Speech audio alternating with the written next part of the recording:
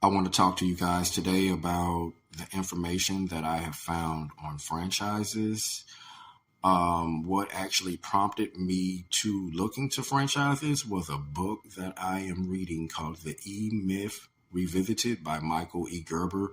It is a great book on businesses. I definitely recommend it to everybody to read or listen to by audio book, whatever is most convenient for you to retain the information. But this book was very enlightening, and um, it helped me to realize that there's a difference between being self-employed and being and having your own business, right? You do have your own business if you're self-employed. Don't get it wrong or incorrect. The thing is, if you have your own business and you work in your business, then you're self-employed, which means you really don't have a business um, that operates on its own. So if you were to get sick or anything like that, you would not continue to make income, pretty much.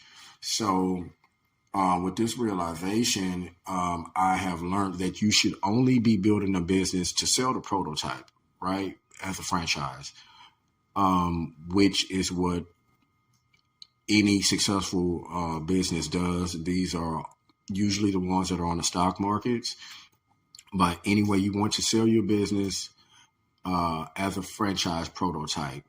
But based on this realization, it prompted me to actually go and look into franchises to invest into, as I concluded that instead of creating another wheel, why not just use the wheel that was already created and use that as an example to create my own wheels, right? So to speak. So meaning why not go and invest into a franchise, see what they're doing successfully to learn the ins and outs. And after I've learned the industry long enough and feel like I can go on my own, then, use that blueprint as a basis to make my own. So I was actually looking into cleaning franchises because it's a low cost investment, as I do have other investments that I'm making. But I just wanted to test out this franchise theory. So I was looking into the cleaning franchises, and one particularly caught my eye: Mint Condition Commercial Cleaning, and they are based out of Dallas, Texas. They have great reviews. It seemed like a great company to invest in as a franchise, um, especially for commercial cleaning. Um, Basically, the way the company is set up, you pay a certain amount of down payments to ensure a certain amount of money will be made for that 12-month period, that year. So, for example, if you pay $1,000, they guarantee you that you will make $6,000 for that year. If you put down $13,000, they guarantee you that you will make $122,000 for that year. Now, there is another fee, and it could be other hidden fees, but I'm not informed of those. But there is another fee other than the down payment that you would have to pay. You would have to also pay a percentage, like 10 to 15% of each job back to them. And their reasoning for this is because they're going to see you the customers, which means they have to pay for the marketing. They have to do your bookkeeping. They usually provide people with training on how to do it. So they have to keep the operation going. Makes sense from their perspective for them and from their perspective, and they also benefit from it, and you also benefit from it. Now, based on this franchise model, meaning the cleaning franchise, for me, I don't find it favorable for the fact that I have already been in business doing multiple things, and actually cleaning has been one of them. And my thing is, if I'm going to pay $1,000 on the front end, right, and 10% on the back end, I think that I can do better by investing that money on my own, based on my own proven results. Take, for instance, I was advertising a moving and delivery company on Yelp, and it was, I think it was about $300 a month. And I believe I ended up making I want to say about $12,000. Now, one of the jobs was like $10,000 that I got from that. But I made like $12,000, about off about $300. So my whole thing is, okay, now you do have other avenues. You have Yelp, we have Google, we have Angie's List, and tons of others, Thumbtack, all of these other sites that we can use to market and and get leads. The thing about it is, I find it that's favorable because I already know about these avenues.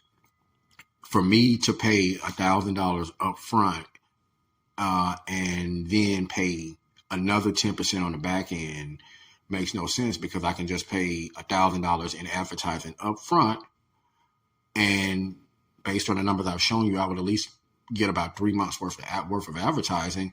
And from my experience, I anticipate on making more than that with that type of advertising if you do it in the right place and at the right time. The the the other side of that would be that I've also found that you can subcontract jobs from companies, and you don't have to pay anything down, but they will take between about 10 to 20% of the job off of each job that you receive, right? And they will just send you the customers. Now, with those two options being available, I can either pay up front or I can get jobs on the back end, or I can just combine the two. Why would I want to pay up front the down payment and then pay on the back end? So I'm getting double tapped here. You see what I'm saying? Now, I don't know. Now, don't get me wrong. If you're not, if you have no idea about business or how to get customers, or maybe you're just good as a technician in your field and you don't really know how to do marketing on that back end stuff, then franchise, that is a great opportunity. I still may do it. Don't get it wrong, because I don't understand commercial carpet cleaning to the degree that they do. But so to pay $1,000 to get $6,000, over the course of a year, that's still $500 a month. It's still a decent investment.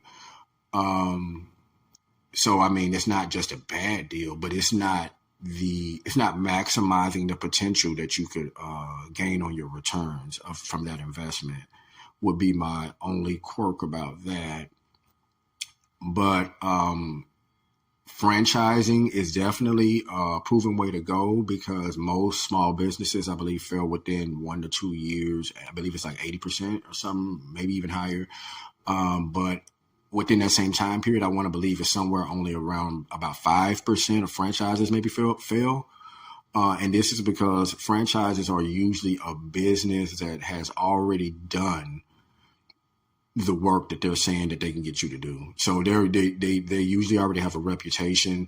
They already have a standard operating procedure, which is very important, which means they have a way of doing business that actually works across the board, from the way that you do the job, from the way that they get the customers, from the way that the clerical work is done in their offices. They have it all figured out already. And they're selling you the prototype of that. And they're also going to give you the training, the marketing, the backing that you need for you to be successful, because they also want other people to buy into their franchise. So they want it to be a good deal. So it is definitely the safest bet, but it depends on what industry that you're going into. I would say definitely do your research. And I am not a financial professional, so this is not financial advice. This is just a regurgitation of what I have studied and learned. So definitely do your own research. Fact check everybody. Don't just listen to a voice on the internet. And you can see for yourself. But overall, if you're looking to create an asset such as a business model or a product,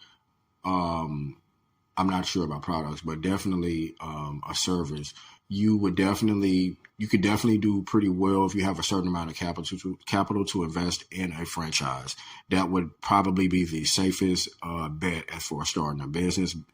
The only thing about it is that you will have less control. Some of them do not want you to solicit customers on your own for your own personal benefit. They want you to go through their home office because they want their cut. So there's certain rules that come into play with being a franchise. And again, it depends on the franchise and how much the profit is to you, if it's worth you to even want to abide by those rules. So This is what I found on franchises. I hope that was helpful, and everybody, I hope you learned something from this, and have a great day.